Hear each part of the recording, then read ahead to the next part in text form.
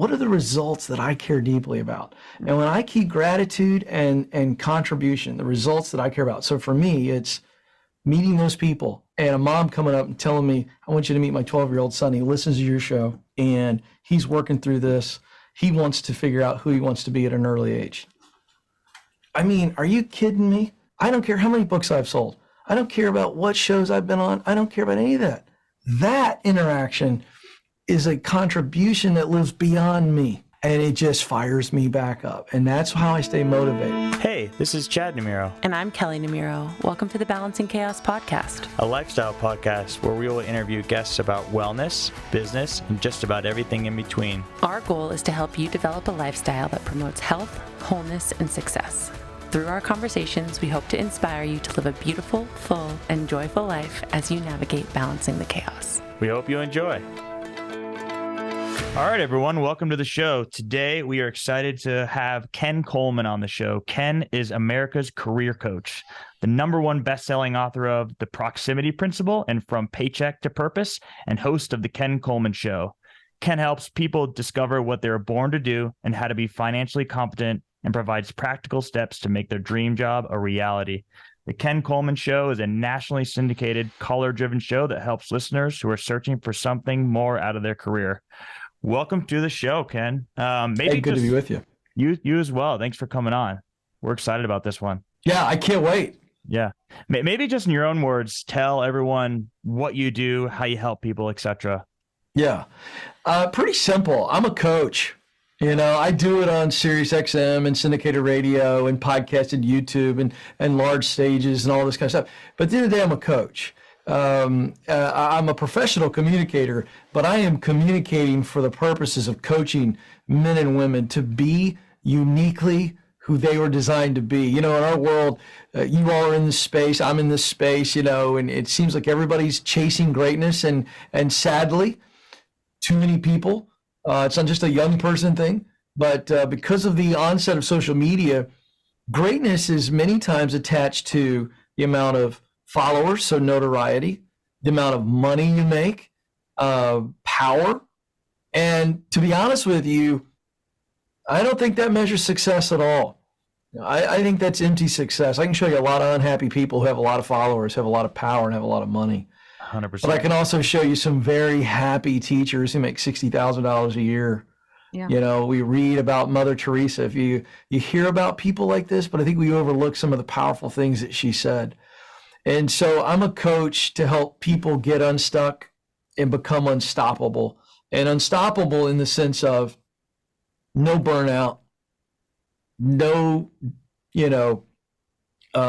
long periods of discouragement, yes, failure, yes, rejection, yes, pivots, all those things. But we're moving, and we're moving towards something specific. And so I do it obviously on the air live, but I'm a coach, and I just want people to be uniquely who they were created to be, because here's what I know. If you aren't feeling fulfilled in your work, it is going to drag into your personal life. I'm just going to tell you. And it's not the silver bullet for everything, but there's a lot of unhappy marriages, a lot of unhappy people self-medicating through a variety of things, largely because they don't have a sense of purpose and meaning. They're not doing something day in and day out that they're good at, that they love, that produces results that matter to them. So that's what I do.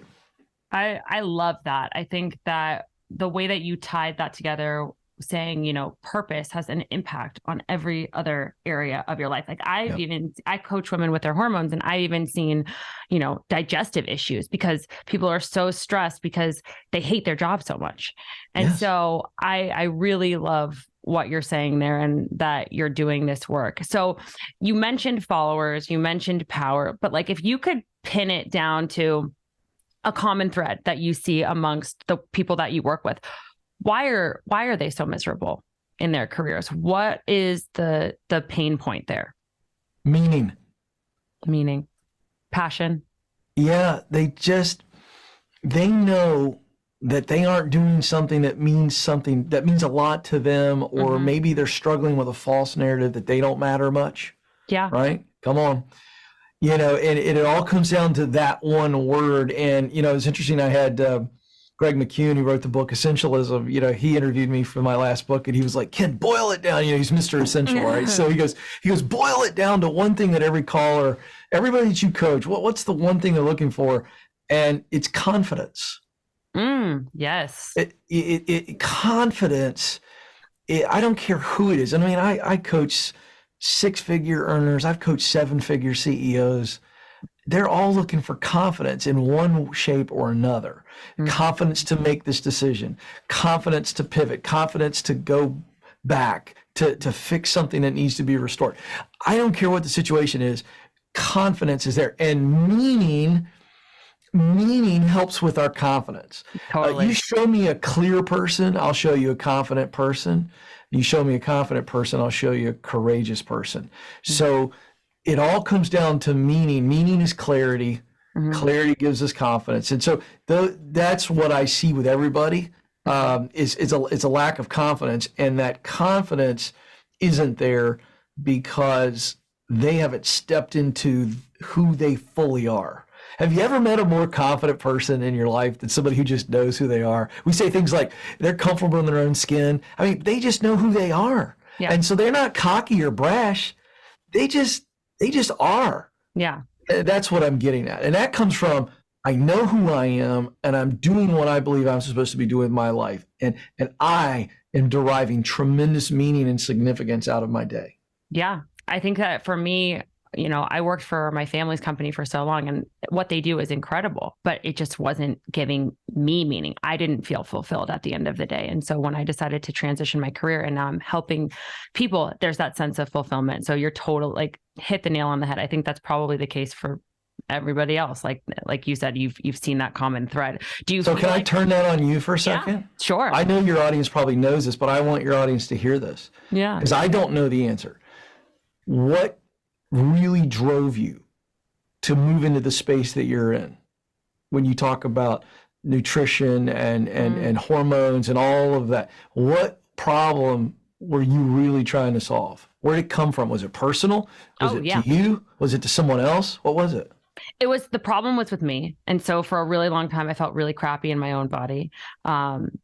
Just like all of the symptoms, all of the things that, nobody wants: hair loss, weight gain, digestion, a digestive system that just didn't work. It was completely broken. And when I was able to fix those things, I was like, this is possible for other people. I want to help other people feel as good as I feel right now, because I feel better than I ever did. And so that's what it is. That's why I asked the question, because sometimes when we talk about purpose and meaning, I know it intimidates a lot of people. But I want your audience who knows you to hear that pain many times is the greatest source for passion, that work that we love. I define passion as work we love. It's not an emotional wee thing. I mean, the root word of passion, by the way, in the Latin means to suffer.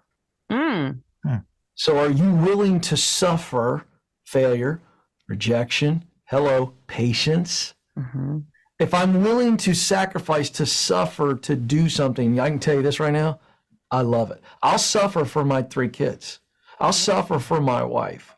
So I just wanted the audience to hear that. I didn't mean to take over momentarily, but out of your great pain comes a passion, because you overcome, you break through, and then you go, whoa, I want to give this to as many stinking women as I possibly can. How many women can I get this in front of? And that's what's driving you. And I think that's what I want people to understand. We make this mystic, this ethereal, purpose. No, it's right. It's the heart. Out of the heart comes who we truly are. So anyway, I know I took over for a second, but I wanted to know that. That was fantastic. I think that most of the people who I know who really are in love with what they're doing every day, it came from making their mess their message. And so 100%. Love that. I'm with you there. That's really insightful. I think maybe before we get into understanding and pursuing your passion, let's talk about, do you think culturally, educationally, this all drives this sort of sentiment in America? And then second question, is America like everyone else? Are we worse off? It seems like we might be worse off. I mean, going to Europe, understanding how they are culturally, it seems like they have an easier time with this stuff. What are your thoughts on that? Well, I'll take on the first one.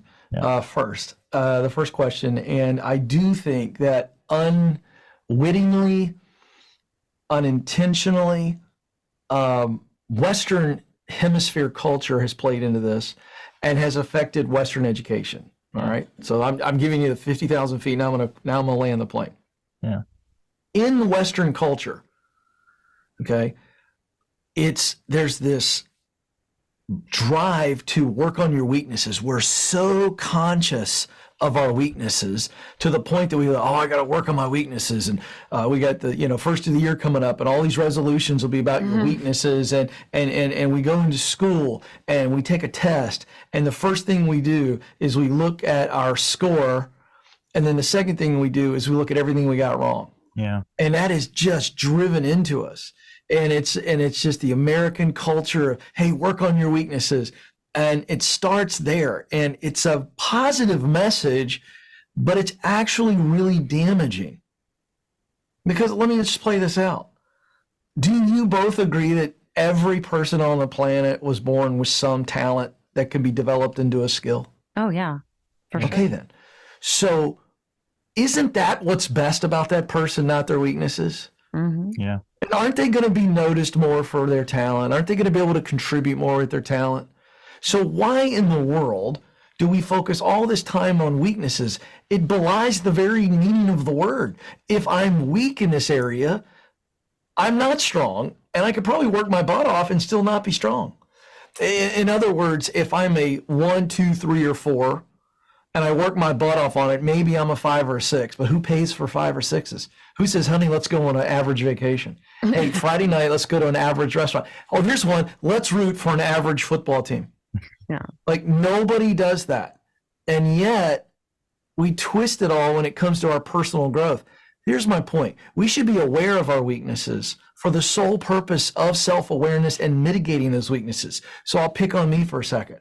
I'm a highly, highly creative, communicative guy, which means I suck with details. I forget where my keys are on a daily basis. My wife will tell me to get 7 things at the store. I rarely come home with all 7.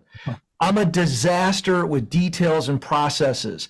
My team knows that. And so I have embraced it instead of being insecure about it and trying to work on it. I don't give a crap about any of those things. I surround myself with people that are great at details, tell me what to do, where to go, and when to be there.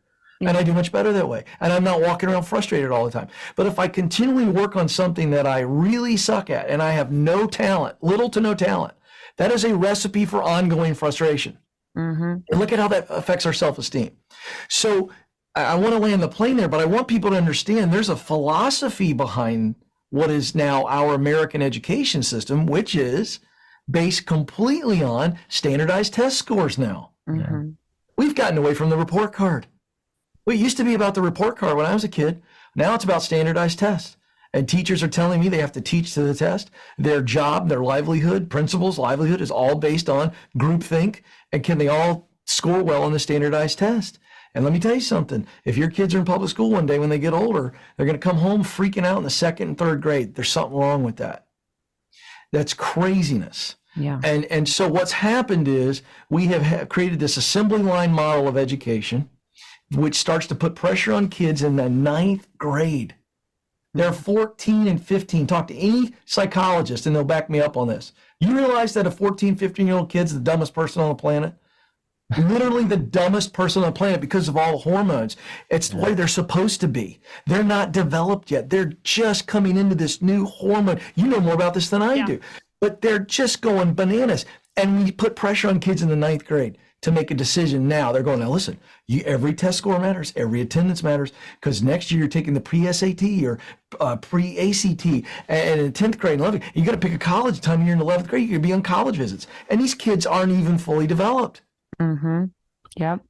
There's something wacky about that, and these kids need to be just allowed to flourish in areas where they're good, flourish in areas where they're interested.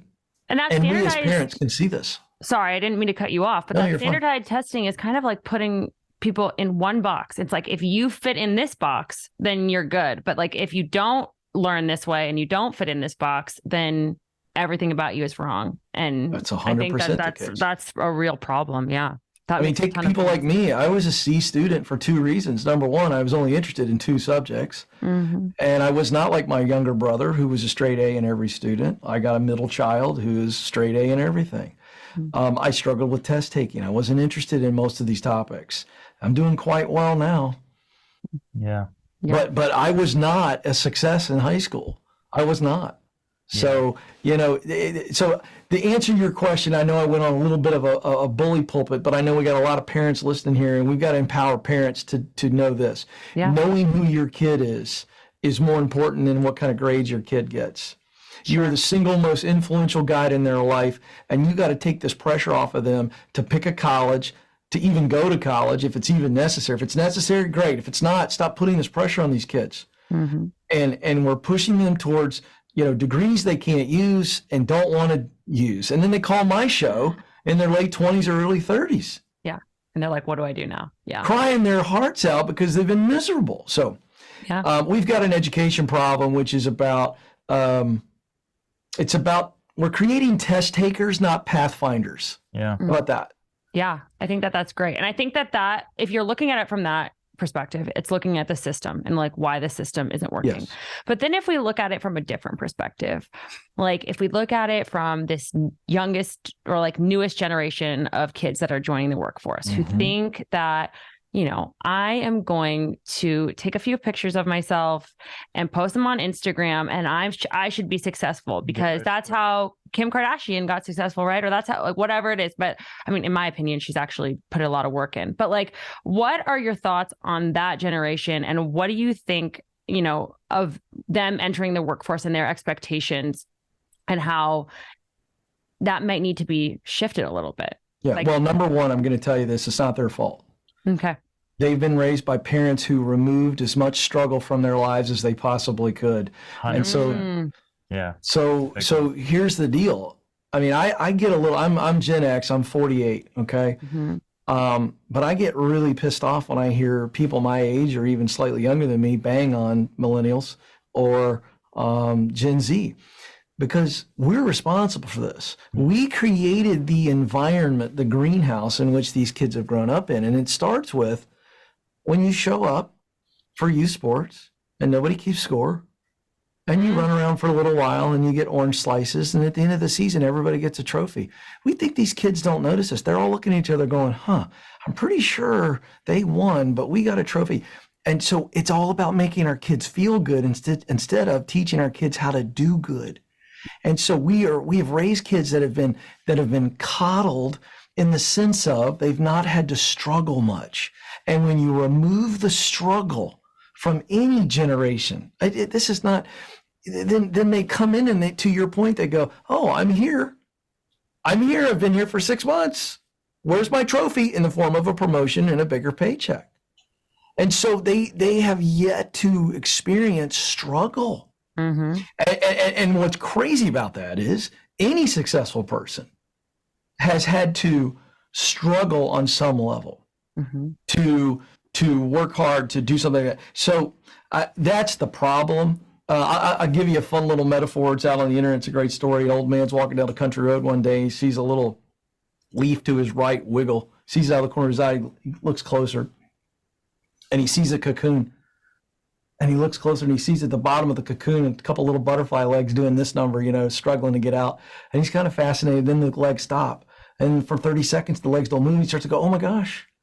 And just as he thinks about helping the butterfly get out of the cocoon, the legs start to wiggle again. Same thing repeats itself. This time they pause for about a minute, and he thinks that he needs to help this butterfly. So in his heart desire to help remove the struggle, he gently opens the cocoon. The butterfly flops out, flies for a half second, falls to the ground, and dies seconds later. Why? It was not done with the full metamorphosis. It had to struggle to get out of the cocoon in order to have the strength to fly and be the beautiful butterfly it was created to be. I know it's a cheesy metaphor, but this is the issue. So when you remove struggle from anybody and they've never had to struggle, therefore they don't know how good it feels to be on the other side of a struggle and to win and to break through. Yeah, we learn from our challenges. 100%. It's a really great point. I've read a few books on this just when we started raising our kids, and it is, even when you're losing, you're winning. That's a big problem. But also, we're always trying to remove our kids from any sort of pain or suffering, when instead allow them to feel that experience, to feel that emotion, and understand how to work through it themselves instead of. Let me tell you one little thing that you can do, Dad. Whatever the sport is, if it's wrestling or basketball, football, dominate your kid and let them know you're dominating them. I don't mean trash talk and hurt their spirit, but I mean like pin them and go, you got a long time before you can pin Dad. And just say it fun and loving. But that's just one little thing where that kid will strive, and one day he will pin you. Yeah. Or one day he will beat you in a one-on-one. And when they do, and I've been on the other side of this now, you ought to see the glorious light that comes out of these kids, just in that one little thing. Mm-hmm. That's amazing. Yeah, I will. Yeah, no problem there. Maybe quickly before we move into day-to-day workforce, etc., what are your thoughts on college these days? Maybe a different angle to the same discussion is my sentiment is that perhaps more than ever, and this is true for me and true for a lot of the people I know, they left college not really having a clue on what they wanted to do. Of course, that's not true if you're pre-med, pre-law, that's a bit more simple. But I feel like the way that the college curriculum is structured, there's so much general education for the first 2 years that it doesn't really guide you into a specific area. Conversely, Europe is a little bit shorter, and then they focus on specific assets, specific skill sets, not to keep drawing comparisons between us and other countries. But yeah, what are your thoughts on college in the world? Yeah. Well, number one, it's increasingly irrelevant, irrational, and thus irresponsible. And I'll unpack that, but I want to give you 3 adjectives because that's where we are.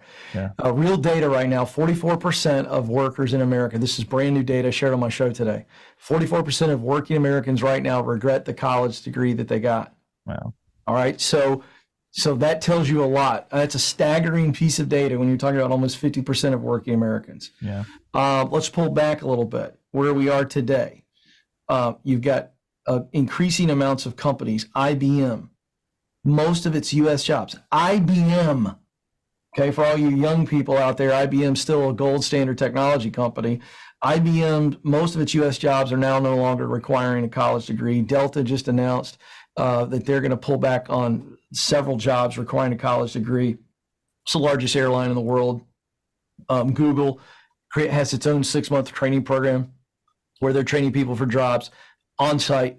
We're doing that at Ramsey Solutions now, where we're training people. I'm training people. It's called Ramsey Career Academy. The world of education has changed in that the relevance of a 4-year degree to the actual workplace right now is just slipping and slipping and slipping. Yeah. And not to mention the data that I led off this answer with, which a lot of people go, well, I chose a degree because I thought it'd be a good degree. I get into that field and I realize I never knew Ken Coleman, so this is not what I want to do with my life. So I regret the whole path, all right? Yeah. So here's what college is. College is a marketing message that started in the late 60s, mid to late 60s, because the federal government realized the Pell Grant was a huge hit in the 50s. And then they said, well, let's come up with Sallie Mae and Fannie Mae, low interest student loans. And they realized it was a huge, huge slush fund. Okay, low interest loans that can milk the taxpayers. I'm not kidding you. And so this became a marketing message. So the college diploma became about status. And it was never about success. It was always about status. But in the old economy, in the 80s, 70s, and 80s, you could make the hard case for it. But it was always built on status. Now it's completely marketed as status and a rite of passage. It's summer camp on steroids. Yes. Go watch some of these sizzle reels of these colleges and universities. They're showing you lazy rivers and all this kind of stuff. It has nothing to do with being prepared to become a successful adult or professional. Now, a lot of people get angry when I say that. And am I being overly generalistic? No, I don't think I am, because the data bears it out. And so here's my 2-part equation for college. Is it the only way to get qualified to do what I want to do? So if it's lawyer, med school, scientist, we could go down the list. Okay, that's still the case. Although, spoiler alert, I think within 10 years of this conversation, you're going to see people go straight from high school into law school. And not too far after that, probably med school. The 4-year undergrad is going to become an extinct animal. But anyway, so the 2-part question for anybody. even pivoting careers, because I get this call from adults. Do I need a degree? Well, here's the answer. Is it the only way to get qualified to do what I want to do, or is it the best way? Is it the only way or the best way? If it's not a clear win that it's the only way or the best way, then I got great news for you. There's a whole lot cheaper and a whole lot less time-consuming way to get where you want to go. I hire sales professionals all day long, and I don't really care if they have a college education or not. No. In fact, some of my best ones don't. And the idea of putting your GPA on your resume, I mean, I don't even see it anymore, nor is it relevant whatsoever. So here's one for you. When was the last time you went to the doctor and you asked the doctor if it was the first time you had seen them, where they went to med school, where they went to undergrad, what their GPA was? Nobody asked that question. Yeah. No. Ironic. My parents to as me. doctors, so I'm always walking down the halls and looking at the degrees, but I'm probably unique in that way. Yeah, you have the cheat codes. That doesn't count. So you talked about, how I think, what'd you say, 44% of people who are unhappy with their careers post-college. I mean, I know I was one of those people. So what is the process that you work with clients on in terms of aligning their career with their passion and their purpose? And I have clients of my own, like I told you, that, they'll say, I hate my job and it's like a stressful situation. And the only reason that they don't want to leave is because of fear, or because, well, I'm not going to make as much money, or like, what if I don't, have this? It's like a security thing. So how do you break out of that cycle and start to embrace your potential? I love that you point out your clients there, because they represent all of us. The human condition is that we would rather be miserable than uncomfortable. In your case, your clients are dealing with physical ailments because they won't leave a stressful environment. They're coming to you to fix, and you can help. But the fact is, they need to be doing both. And so here's what I mean by that. It is the fear of the unknown that is the greatest fear. And so when I have to move into uncharted waters, into a new future, that represents the unknown. And that represents us being uncomfortable. So we'd rather be miserable because I know the jerk boss I'm dealing with. I know the gossipy coworkers and all the freaking drama and toxicity at the office. I at least know what that's about, and I know that I can put up with that. I'll medicate with a lot of wine during the week and, reality shows to keep my brain focused on something else besides how miserable my work life is. So that's the starting point. And so when we deal with fear of anything, fear of the unknown, fear of failure, fear of rejection, those are the biggies. The answer to your question is, how do I coach people with that? So clarity, I said this earlier, gives us confidence, and confidence gives us courage. So I always take people to getting clear on who they are. And when you know who you are, you can begin to answer the question, what do I want to do? Why do I want to do it? Where do I want to do it? But when we try to answer those questions before we know who we really are, it never quite sticks, and we just kind of know. And you show me a person that floats around all the time, and they change careers and jobs all the time. They're always doing something new, and they got a million ideas, but then nothing ever sticks. I can tell you right now, that is a person who is not clear on who they are. So here's the formula. When you know what you do best, that's talent, and you know what work, a task or a role that you love to do, that's passion. And when you know what results motivate you, that's mission. Game changer. And so then we put them all together. So I'm trying to get people clear in those three areas. What are you best at doing? What are your talents? These are hard skills and soft skills. What task and roles light you up? You think about this kind of work or playing this role, you get excited. When you're in the middle of it, you got so much juice that time stands still. And then, what results do you care about? What do you care deeply about contributing to the world, putting in the world? Because all work creates results. Give you an example. When I first started in broadcasting, I went into sports broadcasting because I love sports. I talk sports all day long. But when I tasted it and did it, I realized that I was doing something that I'm good at, that's communication, doing something that I love, publicly presenting, communicating, performing. But the result that I was creating was entertainment. Nothing wrong with that. But for me, entertainment wasn't the result that I wanted. I wanted to equip and encourage. And thus how I figured out how to get into this personal growth podcasting that I do now. And so what I do is when we put it all together, I help them see, okay, when I spend most of my day let's call it 75% rule of thumb here. Using what I do best, that's my talent, to do work I love, my passion, to produce results that matter deeply to me, mission. I am on purpose. I am on fire. People are going to notice me. I'm going to create incredible results. And the best part, forget about the noticed and the results. In my heart, at the end of the day, I'm fulfilled. Mm-hmm. No matter what's going on in the world, no matter what somebody says about me. And I'm a public figure now, and I get attacked. I don't read any of that crap. I don't read any of the comments. I could care less because I know who I am. And I know what I'm supposed to be doing. I'm producing results that matter to me, and I know I can't help everybody. I know my message isn't for everybody. But that's the true courage of being you, and it comes from I'm clear and I'm confident. I'm clear on who I am, what I'm supposed to do, why I'm supposed to do it, where I can do it, and so that gives me the confidence. And then the courage comes into how do I get there? Because we never know fully the path. But a clear person and a confident person will stay on the course long enough to get there.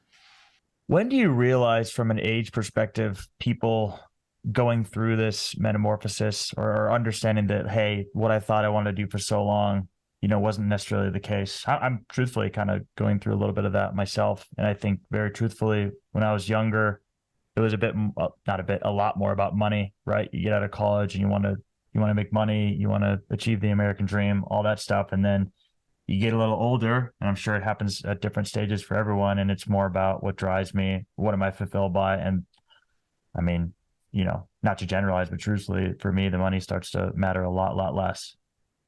Yeah. And the reason is because of two reasons. Number one, I really believe that somewhere back in your past, in your youth, there were some results that you care deeply about, but you quieted them, or maybe someone else who was influential in your life quieted them.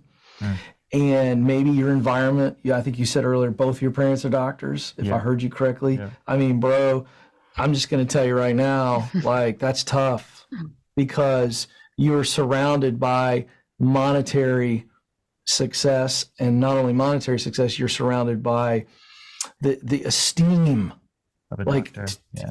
So you take money and esteem, and that's in your face your whole life. That's a vice grip for any kid. Yeah. Unless that kid goes, hey, I'm wired like my mom and dad, and I want to be a doctor and solve that problem. But I would suggest to you, and I don't know you very well at all, but I would suggest to you that the problems that fire you up are very different than the problems that fire your mom and dad up. And that's where, if we can take you back there and get back to there and begin to see what moves you, and even now, what moves you, what problems you want to solve, and that speaks to that mission, the results you want to create in the world, I think that's the answer for you. And I think for you, you've been around monetary success, you've seen it, you've grown up with it, you've achieved it, and now you go, there's no juice for me. I would also suggest that your wife is very much on purpose, and that's not an indictment on you, but you're also living with someone who is completely purposeful, as we talked about earlier, and that rubs off on you too. I mean, that's a good thing. I can't think of anything better than to have two spouses chasing their thing. Mm-hmm. Yeah. I think that's a beautiful situation, as long as you both can handle it and there's not competition. It's just, I'm going to be me, she's going to be her, we're both going to be fulfilled, and that's going to make for a much better marriage. So I don't know that there's I know for a fact, you asked me, is there a certain age? There's not a certain age. I will tell you, it is a full moment of realization, and it hits you when it hits you. And I think it's hit you recently, although I would suggest it's been eating at you for a while. Yeah. Truth. So is there, and I think it's a good thing for him, that he has bit the bullet and decided to find what he's really passionate about. But I am curious for the rest of our listeners out there, or when you're working with someone, is it kind of the same formula for every person? Okay, quit your job and then we'll find something else for you? Or is it stay in that safe place as we start to figure this out and see how it starts to unfold for you? For most people, call it 99.9%, I'd say stay. The only variable there is if you're financially independent and you have total financial freedom to do it Because the last thing you want to do is try to get really real based on the formula that I've given you. I mean, this is about serious self-discovery to get to a place of awareness. And I promise you, it is going to put you in a place where you are going to be uncomfortable. Okay. And so the last thing you want to be doing is dealing with all of that emotional and mental uncomfort and financial uncomfort. Yeah. It'll kill so many dreams. It'll squash your heart. The brain is a powerful thing. And oddly enough, the heart is much stronger, but the brain wins so many battles with us humans. So I would say stay where you are. For most people, my advice is stay, because you can do the work of self-discovery and all that over here. And to be honest with you, when I'm stable financially, it gives me even more kind of psychological strength to follow the heart. Yeah. I mean, obviously there's a massive financial component, so we need to understand that. But how do you view things like quiet quitting versus doing your job well, successfully? I guess the question is, once your mind has crossed that chasm and it's decided, I don't want to do this anymore, I find it really hard to get up, be motivated, etc. And so are you an advocate for quiet quitting? I think it's no. I think it's total garbage. It's but again, first of all, it's not a new phenomenon. I was talking with Fox Business today. I was talking with some producers out in New York. We were doing a conference call. I'm on Fox Business a lot, and they were asking me the same question. And I said, well, first of all, quiet quitting. Right, I know, trust me. I talk about it every freaking day, but it's not a new phenomenon. Yeah. So Gallup, which is the gold standard for polling firms, for years has put out stuff on engagement and work. And I don't know if it's 20 years straight, but I mean, for the last decade, easily, the numbers are about the same. 68 to 70% of American workers are disengaged at work. Now, Gallup is clear to point out that doesn't mean they hate their job, okay? That number's smaller, but they're disengaged, meaning they're just kind of going through the motions, getting a job. They're not getting fired. That's quiet quitting. So it was a brilliant, some career coach went on TikTok and coined it. And it's beautiful because it uses all the great communicative tools, quiet quitting. It's alliteration. I love alliteration, blah, blah, blah, blah, blah. So it really is a sticky phrase, but it's not a new phenomenon, number one. But what's weird about this is a lot of young people grabbed onto it like, yeah, screw the man. I'm not going to work extra hours or work hard as if, as if that's what they really had to do a lot of, which I doubt that, number one. But let's just play this out. I'm agreeing that you should not work unreasonable, crazy hours and become an unhealthy mess. I completely agree. I'd be the first one to say, call my showman to get you out of there. But it became more of an anthem for mediocrity. And that's what irritates you. It's what irritates me. And I honestly, instead of getting mad about it, I'm sad when I hear someone embrace it like it's this okay way to live, because here's what I know.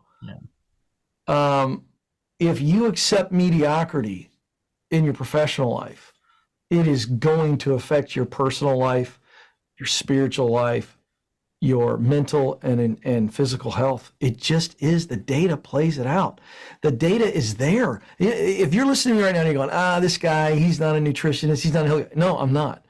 But the data is as clear as it can be that a person who finds meaning in their work is much healthier. They're just much more healthy. Mentally, physically, and emotionally. This is not disputable. So if you kind of say, well, I'm just going to go through the motions and live for the weekend and make it to happy hour and drink my face off and then rewind this whole thing, I got to tell you, it's going to suck the soul right out of you. I think there could not be anything more true. Because I had a client earlier this year. She hated her job. She was like this person who was constantly complaining. And so like, that's one, like that's a stressor on your health. Yeah. Just the negative thought patterns and the complaints. And then doing exactly what you're saying, going and drinking every single night, and was like, and I would say, oh, well, this is what's, causing your liver to be off. This is what's causing your estrogen to be high. Like, you drinking all the time. So can you stop drinking? And like every week she would come back to me and be like, I can't stop. And I'm like, cause you hate your job so much. Right. Like, there's one common denominator here. So I think I feel like there's a workshop coming or something there where we team up on this one, because I think it's absolutely right. I think that people need to get healthy physically, but I don't think they can truly become physically healthy until they get the source of the stress figured out. Hey fam, if you are listening here, then you may be someone who deals with chronic overwhelm, bloating, anxiety, and weight you can't lose, maybe hair loss or skin conditions. If one of those things rings true for you, the Wellness by Kelley Health and Hormones course is available to help you get to the root cause and solve the issue in a way that's sustainable and gives you your lifestyle with lasting results. No more diets or quick fixes, but real health and vitality for the long run. My course runs through everything from what labs to test for to what protocols to implement given what's off in your blood work. We cover a variety of hormonal imbalances and how to heal them, plus the mindset work that you'll have to do to change your habits. If you're ready for an environment where you can learn the tools and truly heal to feel your best, most aligned, light, confident version of you, then this course is for you. If you're feeling called to join the WBK Health and Hormones course, head to the link in the show notes to learn more, where you'll get my membership included with your purchase.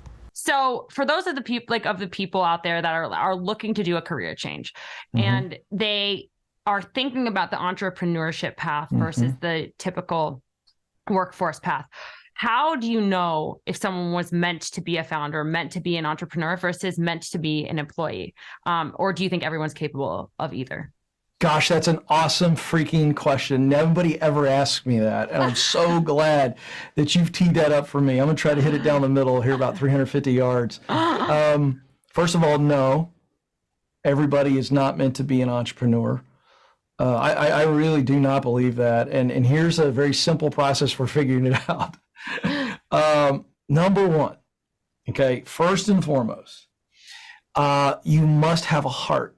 You've got to have a driving heart for something. And I don't buy all these people that'll go on Instagram and go, oh, I just saw something I was excited about, and I thought, oh, this is a good solution. Now, that you really got jazzed about the solution to the problem, or you just love starting something and seeing it go. So one way or the other, you got to have an entrepreneur's heart. So one, it's either to solve a problem. So really, there's a problem that you are passionate about solving, or you just freaking love the roller coaster ride and you get off on the roller coaster ride. Now that I'll call that enough of a heart to get into this. All right. So that's the first thing. So that's heart. Now the second thing is the wiring. And this is really at the heart of your question. So you've got to know that you are willing to work harder and longer than you've ever worked in your entire life for somebody else. Because once you become an entrepreneur, I got news for you. Doesn't stop. You are the boss. And when the deadline is looming and it ain't done, guess who's pulling the extra hours? It's you. Yeah. You need to know that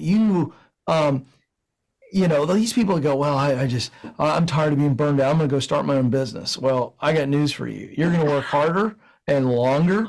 Yep. You're going to sacrifice more. Now that's in the initial stage when you are the chief everything officer. CEO stands for chief everything officer. And you know what I'm talking about. Totally. 100%. Well, you got to know, can you do that? Can you do that? Will you suffer for that? And so that's a wiring thing. Are you willing? Are you a person who will just work to the nub because you believe it's got to be done? If you're not, it's okay. And you need to say, it's not for me. Totally. I think that honestly, it's almost been 3 years, but the first 2 years that I was building my business, I was doing stuff around the clock all day long. And now it's like a balance of like, okay, how and when can I shut this off? Because I think that pretty much for any entrepreneur, I don't know, I don't want to generalize, but everyone, at least I've talked to, like, there's always going to be a fire to put out. Like there will always be something that you can work on, or something that you can grow, or something that you can do. And so you have to have, once you get to a place where you're financially stable, like the willpower to shut it off and to have the boundaries. And so for you, are there any recommendations for people in that kind of like secondary phase where like, okay, I found what I love. I know what I love. I'm doing it all the time, but like, I also want to have time for my family. And like, how do I shut that off? So how do you work? Yeah. It's exacerbated now because everyone's working from home. A lot of people, us included, are working a few steps, whatever it is, from the bedroom. Right. Yeah. So there's a couple things in that question. So the first is, let's just look at the business side, not the personal side. On the business side, once you get this thing up and running, it is profitable, and we're putting retained earnings away. Okay, so we're not just paying ourselves; we're putting money away each month. And so, and you may have to make a hire or two somewhere in there, but however long it takes, and whatever hires you got to make to get there, but you're still going. You're burning the candle at both ends because it's like your baby, and it's all in. Once you get it healthy, the first thing you have to look at is you have to step back. And now you have to say, okay, now that I've got this thing healthy and it's working, what is my sweet spot? And it goes back to that methodology that I revealed earlier. As the CEO and as the entrepreneur, the solopreneur, whatever, you got to go, what are my top talents as it relates to this business? What do I love doing most about the business? Okay. And then what results matter most to me in the business? And so you write it down. Then the exercise is repeated, but you go, okay, what are some things that I've been doing that are really my weaknesses? I've been using my weaknesses because I had to. Yeah. Up until this point, you're smiling because you know what I'm talking about. Yes. Like your brain is already filling in the blanks for you. Yeah. And then you walk through, okay, what are some things that I've been doing because I had to do, but honestly, I hate them. They suck the life out of me, but I do it because it's my baby. And then finally, what are the results that I've had to drive, but I actually don't get any juice out of those results. Mm-hmm. And so that's the exercise. And so that allows you to now kind of step back from being the solopreneur and go, now I am the CEO. And as the chief executive officer, my value to this small company is greatest when I'm using what I do best to do what I love, to produce results that matter to me. So now I'm going to hire or delegate and hire for those things when I can. But if I create the list early, then as the business grows, I begin to go, ooh, if I can shed this, here's what happens. The business grows and my life gets better, my business life, because now I'm operating in my sweet spot. Now that's the business answer. The personal answer, and I really appreciate the question, because when it's a labor of love and it's your baby, it's hard to turn it off. And then we humans adapt so quickly. So we adapt to that pace that you were in the first 2 or 3 years. So you get used to running that pace and you're kind of like, well, I don't even notice it because I'm used to the pace. But I come hang out with you for a day and I go, good Lord, you need to go get a massage. You know what I mean? And so we don't realize it because we're running at that pace. Mm-hmm. So what you have to do is remember one simple little thought. You cannot give what you do not have. Mm-hmm. And so at some point, you got to stop biting the stick. Like our adrenaline will get us so far, but eventually it runs out. Totally.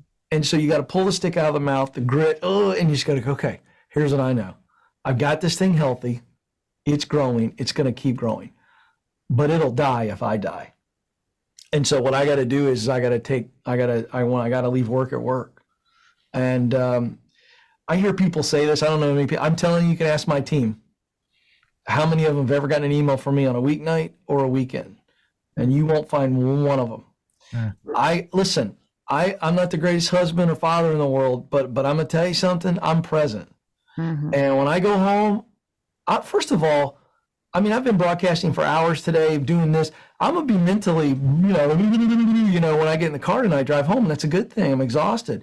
I'm not burned out. I'm exhausted. I gave everything I had. And I'm going to go in, I'm going to be a dad, and we got the Christmas tree lighting, and we get to walk our dog Ellis, and then I got to pick my daughter up and I'm just dad, and I'm not thinking about work, and I'm just totally present.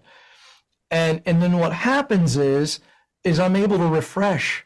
And the next morning after I drop one of the kids off at school and in the way in the car, man, I'm back up to fifth gear. So the idea here is that we have to replenish into ourselves, physically working out, eating right.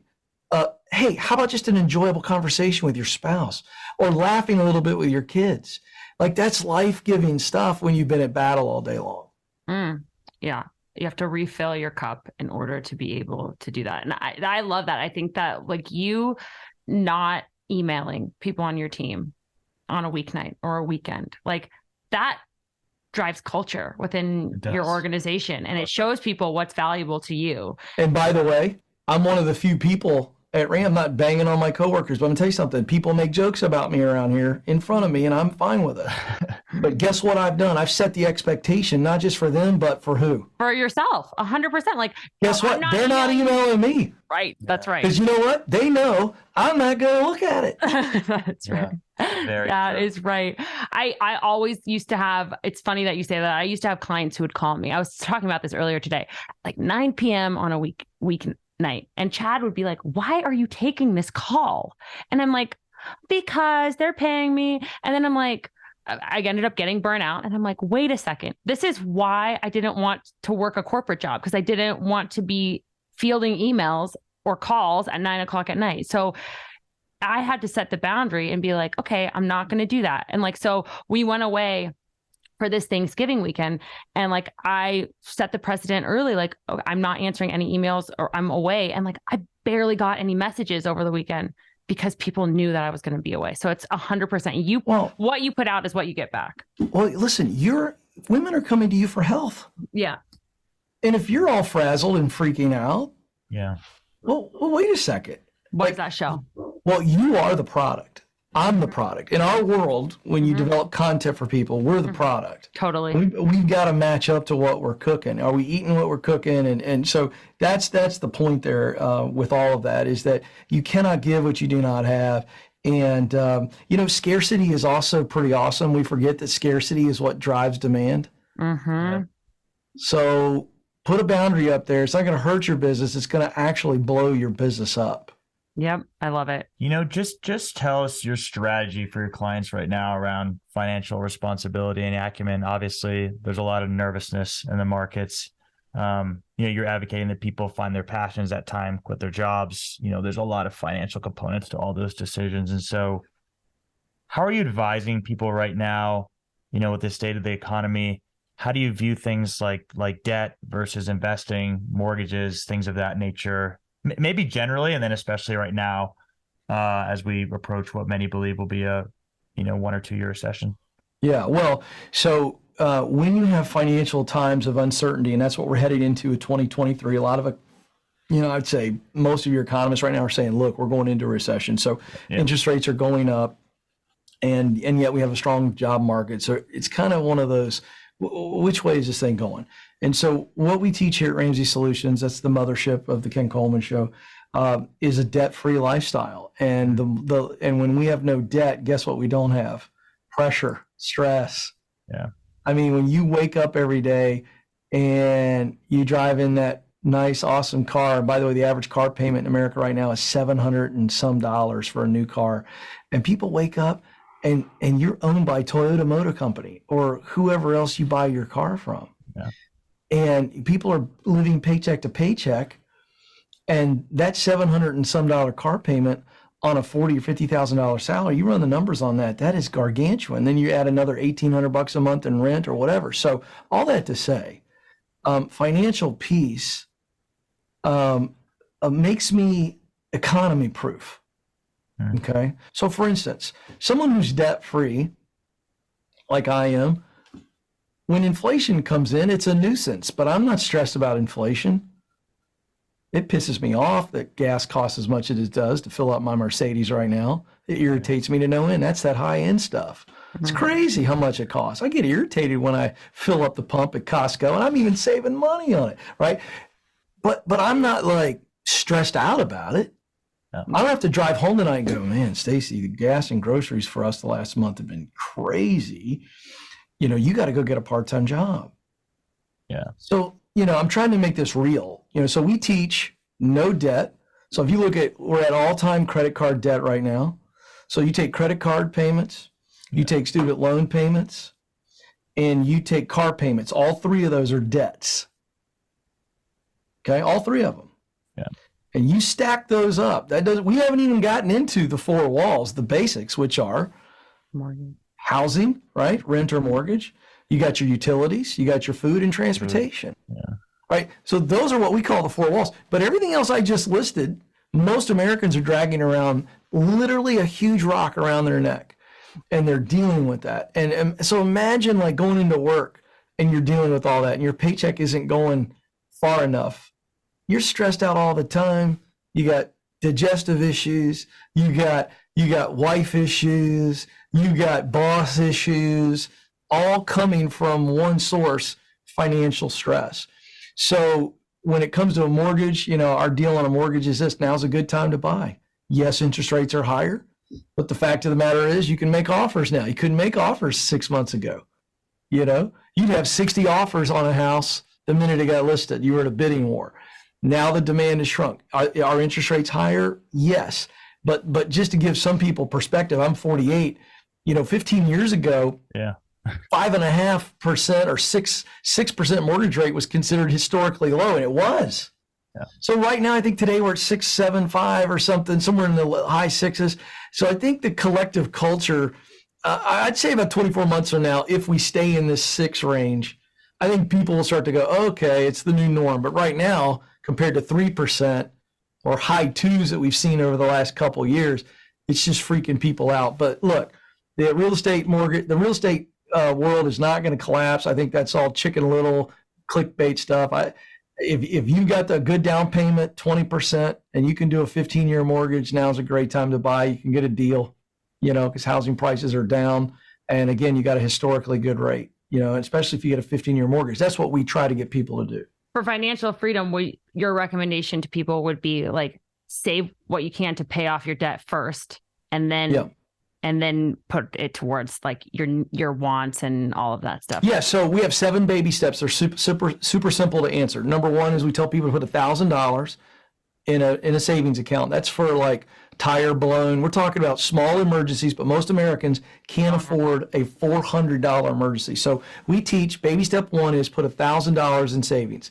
Now, baby step 2 is we take all of our debts and we list them out, smallest to largest, and we say attack the smallest debt with a vengeance, and that creates a debt snowball. So let's say we owe $2,000 on a credit card. Let's say our payment just for this is $100 a month. We attack that as fast as we can. If we can pay that off in 2 months by selling stuff, part-time job, whatever. So now we've paid that off, and now we have the $100 we were paying a month to that, and we add that to the next credit card that may be $5,000. And so we keep taking that payment we were making, and once we pay it off, we stack it on the next debt. The idea is to be super intense and get all of your debt paid off in baby step 2. Baby step 3 is to create a 3 to 6 month emergency fund. So we go back to that baby step 1 savings account. And now we try to fund 3 to 6 months of our living expenses. You can decide, but we say 3 to 6 months of all of your household bills. That gets you a legit emergency fund if you were to lose your job or some crazy, like your HVAC goes out and it's 15 grand. Well, you got it. Then you fill the emergency back up as you have to. Baby step 4 is to begin investing 15% of your income every month to retirement. Baby step 5 is to begin funding your college funds for kids, if that's something you want to do. Baby step 6 is to pay off your house. And baby step 7 is to live and give like no one else. So you just live generously because you got no payments in the world. If you want to freaking go buy 5 cars behind you in line at Costco gas line, do it. Just live generously. So that 15%, is that you're advocating putting that into 401k? Well, it could be a combination, so you're limited with your 401k. You're about $20,000 a year you can put in. So you would do a 401k or any match. So you want to do that. So let's say you get a 6% or 4% match. Let's do 4%. So you put 4% in for you. Your company puts in 4, but we still would tell you put in 11 of your own somewhere else. So the Roth, the Roth, that's a great plan there. So it's tax-free.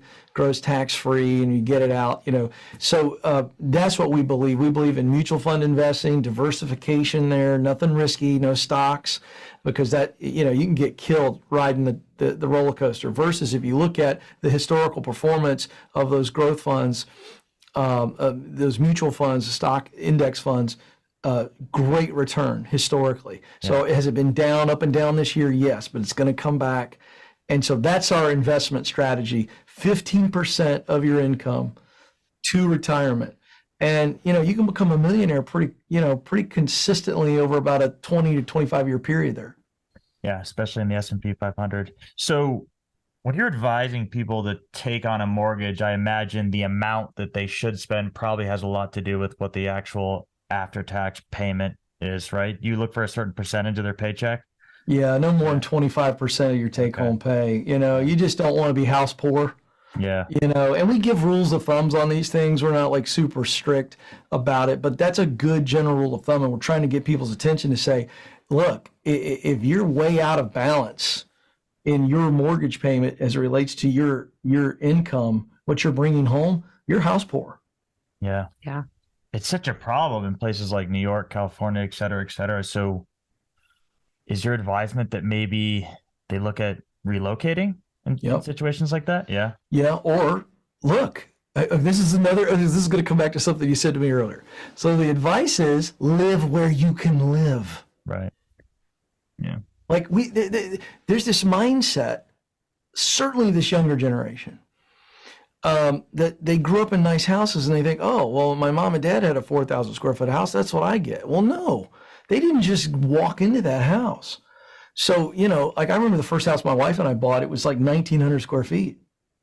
It looks like a matchbox compared to what I'm in now. But again, we were 23. Yeah. I mean, that's what we could afford. And it was in an older neighborhood. And we loved it.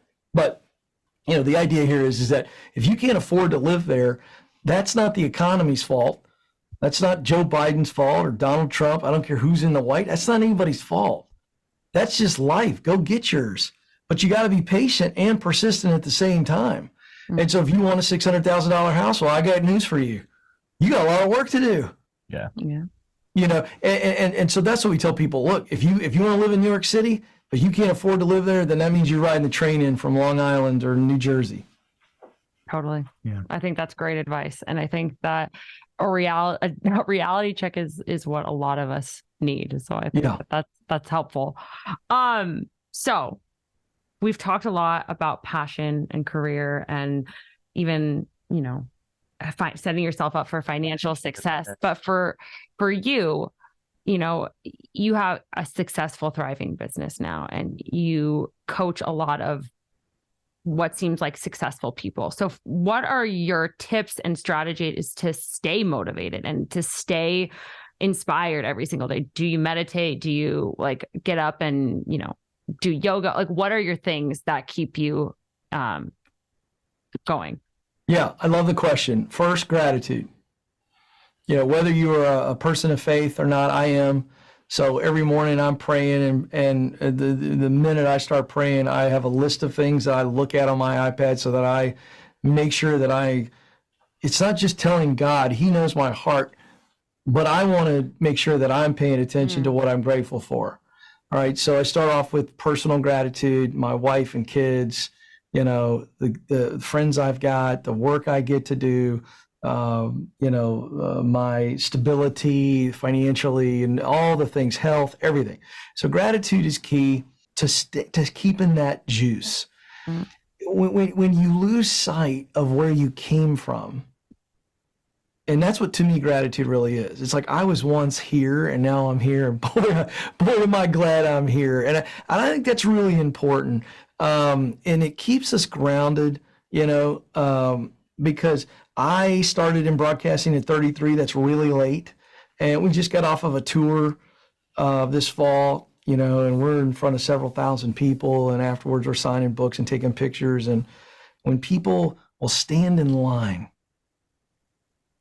to say hi and thank you and tell you something personal that you did for them, which in all reality, I didn't do anything for them. My advice is worthless if somebody doesn't do anything. I am unable to do anything for anybody other than shine a mirror back at them, coach them up, encourage them, but that's it.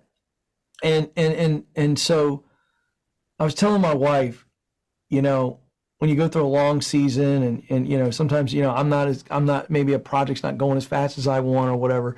And it just, when I get out and I see real people and it reminds me of why I do what I do. And so it grounds me. When people are grateful for what I do, and then it reminds me of how grateful I need to be that I get to be a small sliver of encouragement in their life. So gratitude is massive in keeping you in the game.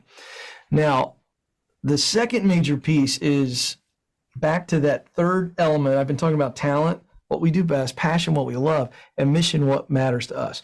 That last piece is actually all about motivation.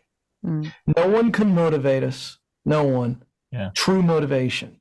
There's two types of motivation. I'm not going to nerd out on you. Stay with me. Extrinsic is what we do as parents.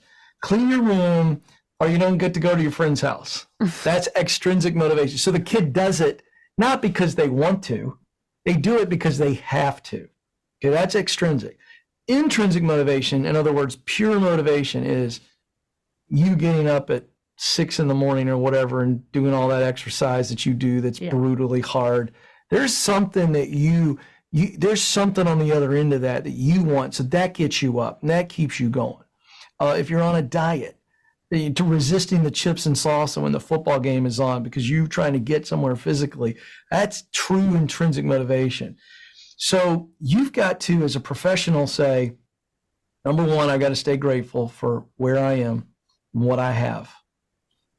Two, I have to keep top of mind. What are the results that I care deeply about? And when I keep gratitude and contribution, the results that I care about. So for me, it's meeting those people, and a mom coming up and telling me, I want you to meet my 12-year-old son. He listens to your show and he's working through this. He wants to figure out who he wants to be at an early age. I mean, are you kidding me? Are you kidding me? Like, I don't care how many books I've sold. I don't care about what shows I've been on. I don't care about any of that. I really don't. That interaction is a contribution that lives beyond me. I may never see that kid or that mom this side of heaven.